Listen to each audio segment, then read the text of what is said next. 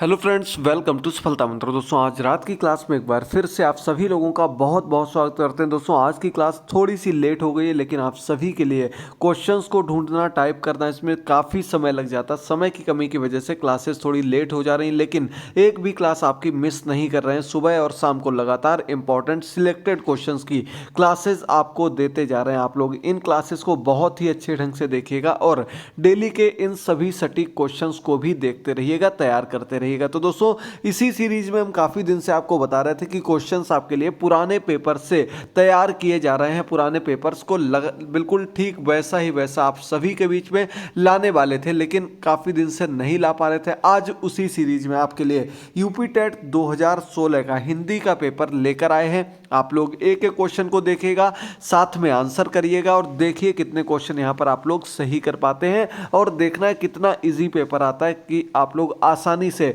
हिंदी में 25 plus cover कर सकते हैं। और ज़्यादा से ज़्यादा अच्छे से अगर तैयारी करते हैं तो 30 में 30 लाना भी कोई बहुत बड़ी बात नहीं है। तो चलिए शुरू करते हैं। चैनल को सब्सक्राइब करिएगा, सभी क्लासेस को देखते रहिएगा। पहला क्वेश्चन आपके सामने आ चुका है।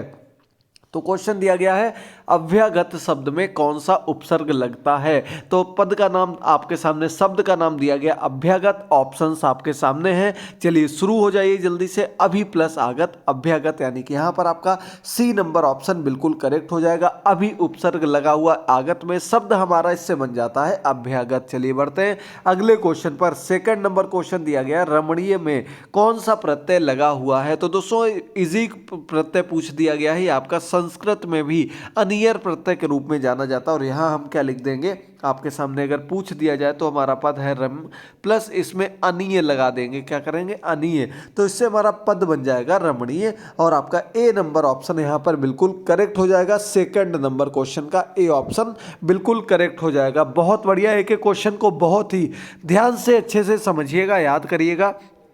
क्वेश्चन नंबर 3 आपके सामने है, वोरव सबे रघुवंश कुठार की धार में वारन बजी सरथय, वान की वायु उड़ाव के लक्षण लक्ष्य करो समर्थय। यह बहुत अच्छा आपके सामने एक काव्य पंक्तियां दी गई, इनमें आपको रस बताना है। तो फिर से एक बार आप पंक्तियों को पढ़ेंगे तो आपको समझ में आएगा कि क्रोध में कोई बात कही जा रही है, क्रोध में अपने विचारों को व्यक्त कर रहे हैं। और यहाँ पर कौन सा रस हो जाएगा, रौद्र रस हो जाएगा। ए नंबर ऑप्शन बिल्कुल करेक्ट हो जाएगा। यहाँ पर दोस्तों, रौद्र रस के अंतर्गत जो उसका स्थायी भाव होता है, क्या होता है, क्रोध होता है। यानी कि जो हमारा पक्ष विपक्ष है उसमें किसी बात को लेकर, एक दूसरे के सम्मान को लेकर अपना जो क्रोध व्यक्त कर रहे हैं, उसकी बात यहाँ पर की गई है। अगला क्वेश्चन है, देखिए जल्दी से। फोर्थ नंबर क्वेश्चन आपके सामने है, श्री गुरु चरण सरोज रज निजमन मुकुर सुधार वर्णव रघुवर विमल जसु जो दायक फल चारु। इसमें आपको बताना इन पंक्तियों में कौन सा छंद होता है, किस प्रकार का छंद इन पंक्तियों में आपको देखने को मिल रहा है। तो यहाँ पर आपका फोर्थ नंबर क्वेश्चन का जो सबसे सही ऑप्शन है, ए नंबर ऑप्शन है। यहाँ पर आपको दोहा छंद देखने को मिल रहा है। ए नंबर ऑप्शन हम लोग बिल्कुल करेक्ट कर देंगे। और आपको पता होना चाहिए दोस्तों, दोहा छंद के पहले और तीसरे चरण में कितनी मात्राएं होती हैं, 13-13 होती हैं। दूसरे और चौथे चरण में 11-11 मात्राएं होती हैं। याद कर लीजिएगा, दोनों चीजें बहुत ही महत्वपूर्ण है और आप लोगों को याद रखनी है। चलिए आगे बढ़ते हैं अगले क्वेश्चन पर। वाक्य शुद्ध है, इनमें से कौन सा वाक्य शुद्ध दिया गया है। ऐसा भी एक क्वेश्चन आपको जरूर देखने को मिलेगा यूपी टेट में, शुद्ध वाक्य का चयन करना। लेकिन आपके सामने ऑप्शन जो दिए गए बहुत ही इजी दिए गए, लेकिन फिर भी आप लोग गलती कर देते हैं। आपको याद रखना है, मोहन और गीता यानी कि दो लोग हैं। हम किसकी बात कर रहे हैं, बहुवचन की बात कर रहे हैं। यानी कि सी नंबर ऑप्शन ही इन सभी में बिल्कुल करेक्ट हो जाएगा कि मोहन और गीता गा रहे हैं। तो ये दोनों लोग गा रहे हैं, तो ये बिल्कुल सुइटेबल हो जाएगा 5 नंबर क्वेश्चन का।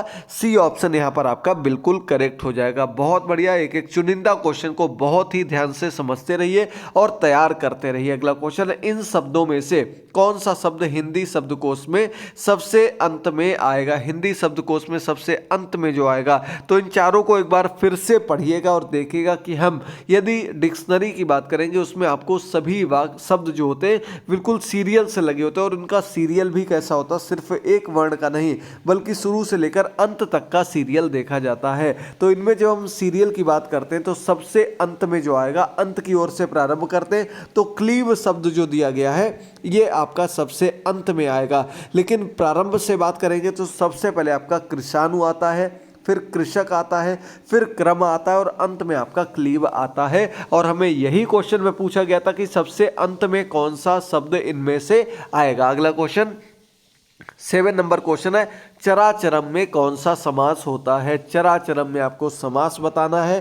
फिर से देख लीजिएगा, समझ लीजिएगा। चराचरम चर और अचर इस रूप में, यानी कि हम विश्व संसार की बात कर रहे हैं, चर और अचर। तो यदि हम अलग अलग कर देंगे इन दोनों पदों को, चर अचर, बीच में क्या आपको दिख रहा है, योजक चिन्ह आपको दिख रहा है और पद आ रहा है, यानी कि द्वंद्व समास आपका यहाँ पर बिल्कुल करेक्ट हो जाएगा। बी नंबर ऑप्शन द्वंद्व समास यहाँ पर सही हो जाएगा। अगला क्वेश्चन 8 नंबर क्वेश्चन आपके सामने क्या दिया गया है कि शब्द का वह अर्थ स्पष्ट करने हेतु कौन सा तरीका सबसे उपयुक्त होता है। शब्द का अर्थ स्पष्ट करने के लिए सबसे उपयुक्त तरीका कौन सा होता है, यानी कि हम कोई शब्द के बारे में आपको बताना चाहते हैं तो यदि हम उसका वाक्य प्रयोग कर देंगे, अपने वाक्य में प्रयोग कर देंगे तो निश्चित तौर पर उसका पूरा अर्थ आपको उस वाक्य से समझ में आ जाएगा, भले ही वो आपको शब्द अलग से समझ में ना आ रहा हो। चलिए बढ़ते हैं 9 नंबर क्वेश्चन की ओर। तो भाषा शिक्षण की पद्धति नहीं है। भाषा शिक्षण, क्वेश्चन को ध्यान से समझिएगा,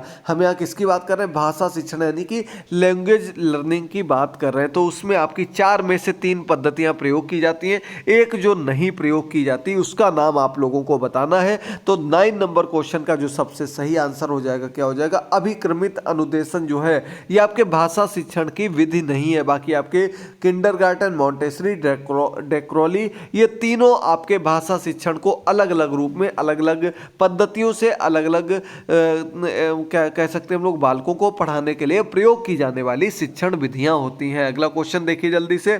10 नंबर क्वेश्चन है कि बालक की प्रारंभिक शिक्षा उसकी मातृभाषा में दी जाए, यह किसका मानना था। तो दोस्तों आपको बता दें कि अपने भारत में बहुत बड़े बड़े विद्वान लोग हुए, उन्हीं में से महात्मा गांधी जी का नाम सबसे ऊपर आता है। इनका ही कथन था कि भारत जो बालक की प्रारंभिक शिक्षा होनी चाहिए वो उसकी मदर टंग में, उसकी मातृभाषा में होनी चाहिए। अगला 11 नंबर क्वेश्चन, कम समय में ज़्यादा क्वेश्चन आपको इसीलिए कराते हैं कि आप लोग एक एक क्वेश्चन को जल्दी से जल्दी देख लें, समय आपके पास बहुत ही कम है। सुबह संस्कृत की क्लास दी थी, इसके पहले आपकी ईवीएस और बाल विकास की मैराथन क्लासेस भी चल रही थी, उनको भी जरूर देखेगा, निश्चित तौर पर आपका वहां से क्वेश्चन सॉल्व करने को मिलेंगे। तो यहाँ पर अगला क्वेश्चन दिया गया कि व्याकरण शिक्षण के लिए उपयुक्त नहीं है। व्याकरण के शिक्षण की जब हम लोग बात करते हैं तो उनके लिए कौन सी उपयुक्त विधि नहीं है, हमको व्याकरण बतानी है। यानी कि सबसे पहले हम उसको किस चीज़ के बारे में बताएंगे, नियमों के बारे में बताएंगे, उदाहरण के बारे में बताएंगे,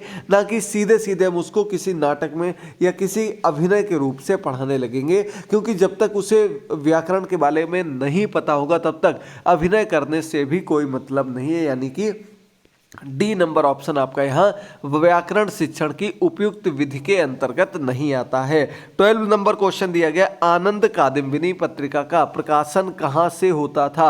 आनंद कादम्बिनी एक प्राचीन बहुत अच्छी पत्रिका के रूप में जानी जाती है। हमारे कह सकते हैं हम लोग बहुत ही पुरानी बात हो गई, 1981 में इस पत्रिका को संपादित किया गया था। कब, 1881 में, 1881 में इस पत्रिका को संपादित किया गया था। कहाँ से, मिर्जापुर से किया गया था। यानी कि बी नंबर ऑप्शन यहाँ पर आपका बिल्कुल करेक्ट हो जाएगा। और इसके जो संपादक थे वो बद्री नारायण चौधरी प्रेमघन के नाम से भी इनको जानते हैं। बद्री नारायण चौधरी प्रेमघन, इन्होंने 1881 में इसका संपादन किया था, प्रारंभ किया था। 30 नंबर क्वेश्चन है, आदिकाल की रचना है, इनमें से कौन सी रचना आदिकाल की रचना के रूप में जानी जाती है। इसके पहले आपको बता दें, आदिकाल जो है हमारा सबसे प्राचीन काल के रूप में जाना जाता साहित्य के क्षेत्र में, और इस क्षेत्र में आपको कह सकते हैं आदिकाल में जो रचनाएं मिलती हैं उसके संपूर्ण प्रमाण लिखित तौर में देखने को नहीं मिलते हैं। ये आपकी जो इसमें आदिकाल की रचना दी गई वो खुमाण रासो है। रासो यानी कि रस के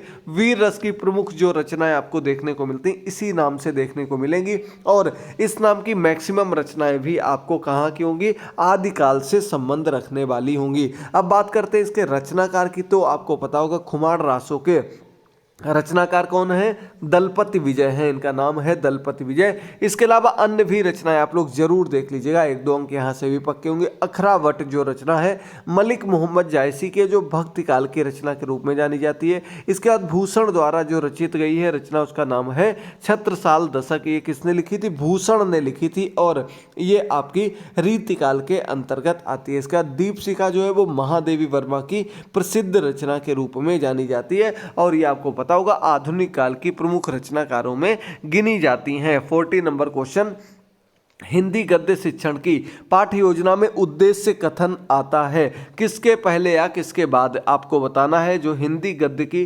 शिक्षण प्रणाली होती है, जो हम कह सकते हैं लेसन प्लान बनाते हैं, उसमें आपको याद रखना उद्देश्य कथन जो होता है वो प्रस्तावना प्रश्न के बाद होता है।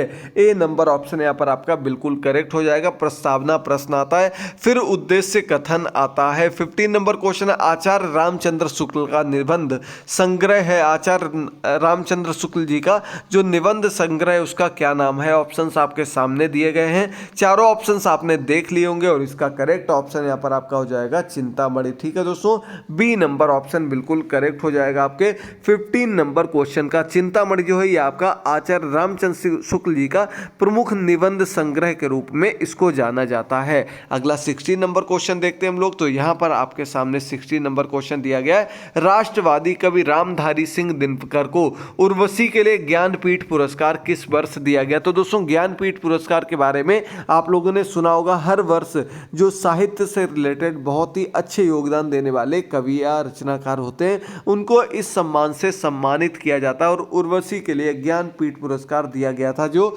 वो इनको 1972 में दिया गया था, यानी बी नंबर ऑप्शन यहाँ से आपका बिल्कुल करेक्ट हो जाएगा। दोस्तों देखते रहिएगा 30 में से कितने क्वेश्चन आपके सही हो रहे हैं। सुबह हमने आपको 25 क्वेश्चन संस्कृत के दिए थे, अब 30 क्वेश्चन आपको यहाँ पर दिए जा रहे हैं, वो आपके होने वाले हैं हिंदी से रिलेटेड क्वेश्चन। अगला क्वेश्चन है, निरामिस किसको कहते हैं। वाक्यांश के लिए एक शब्द में आपका आ जाता है, निरामिस कौन होता है। ऑप्शंस आपके सामने दिए गए, निर आ जाए यानी कि किसकी बात की गई, मना करने की बात की गई है।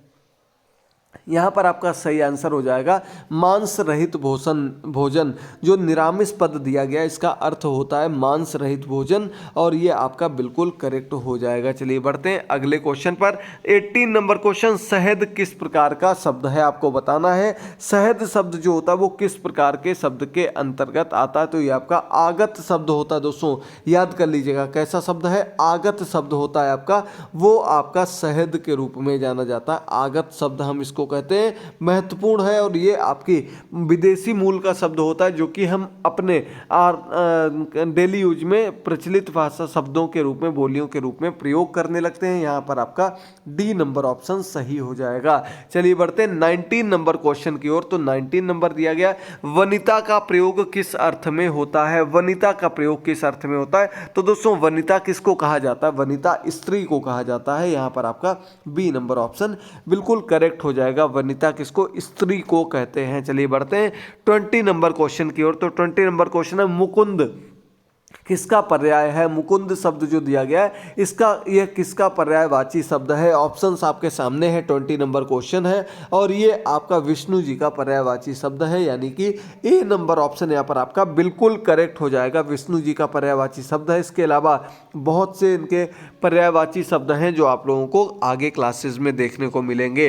21 नंबर क्वेश्चन है, काहे री नलिनी तू कुम्हलानी तेरे ही नाली सरोवर पानी, पंक्ति के रचनाकार कौन है। तो दोस्तों 21 नंबर क्वेश्चन है, और ये पंक्ति के रचनाकार की अगर बात करेंगे तो आपका सी नंबर ऑप्शन करेक्ट हो जाएगा। कबीरदास जी की रचनाओं में इस रचना को लिखा जाता है। 22 नंबर क्वेश्चन देखते हैं हम लोग, क्या दिया गया, करपट का तद्भव रूप क्या होगा। करपट कैसा हो गया, हमारा तद्भव शब्द दिया गया, इसमें आपको ये आपका तत्सम शब्द दिया गया, और आपको तद्भव शब्द छांटना है। ऑप्शंस आपके सामने है, और यहाँ पर आपका करेक्ट ऑप्शन हो जाएगा डी नंबर ऑप्शन, करपट कपड़े को कहा जाता है। डी नंबर ऑप्शन बिल्कुल सही हो जाएगा। बहुत बढ़िया सिलेक्टेड क्वेश्चन कम समय में अगर सीखना है तो आज ही चैनल को सब्सक्राइब करिए। टेलीग्राम पर आपको सभी के लिंक वीडियोस के पीडीएफ फ्री में प्रोवाइड किए जाते हैं। अगला क्वेश्चन है, निम्नलिखित में से वर्तनी की दृष्टि से कौन सा शब्द युग्म शुद्ध है? वर्तनी की दृष्टि से आपको बताना है। ये थोड़ा कंफ्यूजिंग भी है और इसको लेकर आपत्तियां भी काफ़ी दर्ज कराई गई थी। तो इसमें आपका जो सबसे करेक्ट माना जाता, मैंने अलग अलग जगह इसके आंसर चेक किए तो कई जगह कुछ कन्फ्यूजन था, जो लेकिन सबसे सिलेक्टेड माना गया वो आपका वरात और वसंत, ये बिल्कुल करेक्ट मानेंगे, वर्तनी की दृष्टि से शुद्ध माने गए हैं। याद कर लीजिएगा। 24 नंबर क्वेश्चन दिया गया कि अर्ध स्वर क्या है? अर्ध स्वर आपको पता होने चाहिए दोस्तों। अंतस्थ व्यंजन हमने आपको बताया था और कभी पहले की क्लासेस में आपको बताया भी था कि वे अर्ध स्वर होते हैं जो आपके अंतस्थ व्यंजन के अंतर्गत आते हैं मुख्य रूप से। तो यानी कि अंतस्थ व्यंजन या, रा, लावा 4 पद आते हैं यहाँ आपको, या और वा ये 2 पद दिए गए जो कि आपके अर्ध स्वर के अंतर्गत आ जाते हैं, अंतस्थ व्यंजन के अंतर्गत आ जाते हैं।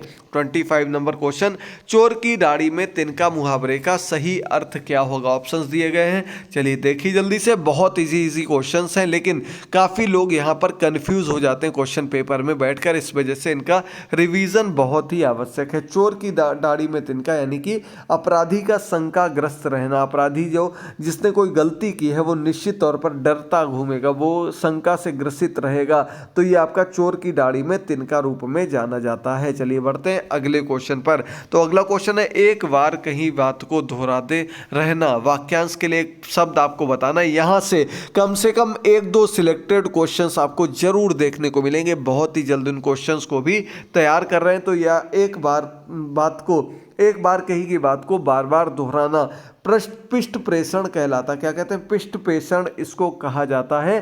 सी नंबर ऑप्शन बिल्कुल करेक्ट हो जाएगा। 27 नंबर क्वेश्चन है, बुद्धिहीन शब्द व्याकरण की दृष्टि से किस संवर्ग में आएगा? व्याकरण की, देखिए क्वेश्चन बहुत इजी है लेकिन पद की जगह हमने क्या कह दिया, ये किस संवर्ग में आएगा, यही आपका कंफ्यूजन हो जाएगा। और यही कंफ्यूजन आपको दूर रखना कि ये विशेषण पद के अंतर्गत आता है। बुद्धिहीन पद जो है किसके अंतर्गत आएगा? विशेषण संवर्ग के अंतर्गत आएगा और आपका सी नंबर ऑप्शन करेक्ट हो जाएगा। चलिए अगला क्वेश्चन है 28 नंबर क्वेश्चन, छत से ईंट गिरी वाक्यांश में कौन सा कारक है? तो दोस्तों आपको फिर से बता रहे हैं, जब कोई चीज़ एक दूसरे से अलग होती है, अलग होने के लिए हम कौन सा कारक लेते हैं? कर्ता ने कर्म को करण से संप्रदान के लिए अपादान से अलग, इस रूप में भी इसको याद किया जाता है। यानी कि आपके सामने ऑप्शंस दिए गए हैं और करेक्ट ऑप्शन आपका ए नंबर ऑप्शन ही दिया गया है। अपादान कारक, छत से ईंट गिरी वाक्य में आपका अपादान कारक होगा, समझ लीजिएगा। चलिए बढ़ते हैं अगले क्वेश्चन पर। 29 नंबर क्वेश्चन है, मोहर्मी का संधि विच्छेद क्या हो जाएगा? मोहर्मी पद दिया गया, इसका संधि विच्छेद आपको बताना है और करेक्ट संधि विच्छेद जो होगा वो आपका सी नंबर ऑप्शन है। महा प्लस ऊर्मी, ऊर्मी होगा, ऊर्मी नहीं होगा दोस्तों। तो ये हमने आपको संस्कृत के 120 क्वेश्चन जो आपके स्वर संधि के दिए थे उससे रिलेटेड क्वेश्चन है और यहाँ आपको याद रखना महा प्लस ऊर्मी पद आपका बन जाएगा मोहर्मी, जो कि आपका गुण संधि के अंतर्गत आता है, याद कर लीजिए। चलिए अब आज का अंतिम क्वेश्चन है और ये आपका 2016 के यहाँ पर सभी क्वेश्चंस कंप्लीट हो जाएंगे। दिया गया समष्टि का विपरीत शब्द क्या होगा? यानी कि विलोम शब्द आपको बताना समष्टि का, तो समष्टि का विपरीतार्थक शब्द जो होगा वो व्यष्टि कहलाएगा। आपका डी नंबर ऑप्शन करेक्ट हो जाएगा। पूरे 30 क्वेश्चंस कंप्लीट हुए। बताइएगा कितने क्वेश्चन आपके यहाँ पर सही हुए हैं। क्लास पसंद आई हो तो लाइक करिएगा। इसी प्रकार के आपके सभी सब्जेक्ट के बहुत ही सिलेक्टेड प्रैक्टिस सेट और प्रीवियस ईयर आए क्वेश्चन आपको देखने को मिलेंगे। मिलते हैं अगली क्लास में, तब तक के लिए जुड़े रहिए, सभी क्लासेस को देखते रहिए, चैनल को सब्सक्राइब करे रहिए। थैंक यू दोस्तों, गुड बाय, टेक केयर।